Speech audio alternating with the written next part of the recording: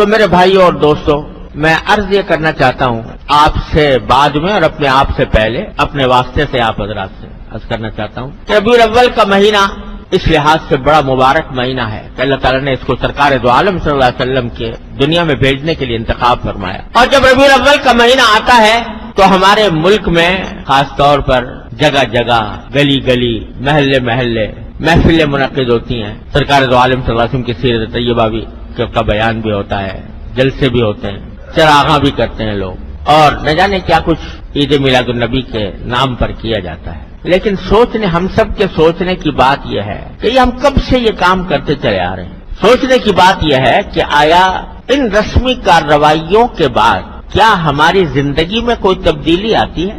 اتنے جلسے ہو گئے، اتنی تقریریں ہو گئی، اتنی محفلیں منعقد ہو گئی، اتنی نعتیں پڑھی گئی، اتنے درود و سلام ہوئے. الحمدللہ حضور اقدس صلی اللہ علیہ وسلم پر ایک مرتبہ درود شریف کوئی بھیج دے تو اللہ تعالیٰ اس کے اوپر 10 رحمتیں نازل فرماتے ہیں. اللہ تبارک و تعالیٰ ہم سب کو توفیق عطا فرمائے. لیکن سوال یہ ہے کہ یہ سب کچھ ہونے کے بعد کیا ہماری زندگی میں کوئی تبدیلی آتی ہے؟ کیا ایسا ہوتا ہے کہ ان کارروائیوں سے پہلے ہم کسی سنت سے محروم تھے اور اب ان کارروائیوں کے بعد کسی سنت پر عمل کرنے کی توفیق ہو گئی؟ اگر اس سوال کا جواب ہم اپنے گریبانوں میں منہ ڈال کر دیکھیں تو بظاہر اکثر و بیشتر اس کا جواب نفی ہی میں ملے گا. جس ڈھب پر زندگی پہلے چل رہی تھی اب بھی چلتی ہے. پہیا جس طرح گھوم رہا تھا اب بھی گھوم رہا ہے. پہلے اگر سرکار دو عالم صلی اللہ علیہ وسلم کی سنتوں کی اتباع کی فکر نہیں تھی اب بھی نہیں. تو بتائیے کہ آیا اس بات سے سرکار دو عالم صلی اللہ علیہ وسلم خوش ہوں گے کہ میری امت کے لوگوں نے میری تعریفیں تو بہت کر لی، لیکن کیا میں جس کام کے لیے آیا تھا اور جو پیغام میں لے کر آیا تھا، جو سنتیں میں نے وضع کی تھیں، ان کے اوپر عمل میں کیا صورتحال پیدا، اس پر عمل کی طرف دھیان نہیں، تو کیا اس سے خوشی ہوگی سرکار دو عالم صلی اللہ علیہ وسلم؟ کیا آپ دنیا میں اسے تشریف لائے تھے کہ آپ کی تعریف میں قصیدے پڑھے جائیں؟ آپ کو تو پیشکش ہوئی تھی کہ اگر آپ چاہیں تو دنیا کا سارا مال و دولت آپ کے قدموں میں ڈھیر کر دیا جائے. اگر آپ چاہیں، سردار بننا چاہیں، تو ہم سب متفقہ طور پر آپ کو سردار بنانے کے لیے تیار ہیں. اگر آپ کو حسن و جمال کی خواہش ہے تو دنیا کا منتخب حسن و جمال آپ کی خدمت میں پیش کر دیا جائے. ساری پیشکش کر دی گئی تھی، مگر آپ اپنے اس پیغام سے، اپنی اس تعلیم سے باز آ جائیں. سرکار دو عالم صلی اللہ علیہ وسلم جواب میں کیا فرمایا تھا کہ اگر میرے ایک ہاتھ میں آفتاب اور ایک ہاتھ میں مہتاب بھی دے دو گے تو میں اپنے اس دین کی اس تبلیغ سے باز نہیں آ سکتا. سرکار دو عالم صلی اللہ علیہ وسلم اگر محض تعریف ہی کرانی ہوتی تو وہ اس وقت پیغام قبول کر لیتے. تو ہم سب کے سوچنے کی بات یہ ہے کہ آیا ان ربیع الاول کے مہینے کے آنے کے بعد ہم سرکار دو عالم صلی اللہ علیہ وسلم کی تعلیمات پر عمل میں کوئی ہمارے ترقی ہوتی ہے؟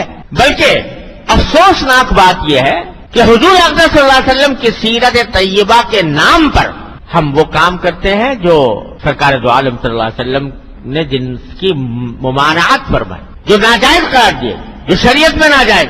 سیرت النبی کا جلسہ ہو رہا ہے اور اس کے اندر نمازیں فوت ہو رہی، اس کے انتظام میں، جلسے کے انتظام میں، جلوس کے انتظام میں نمازیں جا رہی ہیں. وہ نماز جو بستر مرگ پر بھی معاف نہیں ہے، وہ نماز چھوٹ رہی ہے، جماعت چھوٹ رہی ہے.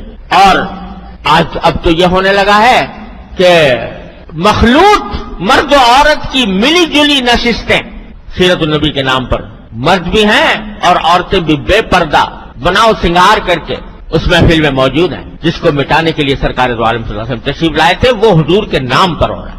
اور اب تو نعتیں، حضور اقدس صلی اللہ علیہ وسلم کی نعت اتنی زبردست فضیلت کی چیز ہے. سرکار دو عالم صلی اللہ علیہ وسلم کا ذکر مبارک، وہ نعت پڑھی جا رہی ہے اور موسیقی کے ساتھ پڑھی جا رہی ہے.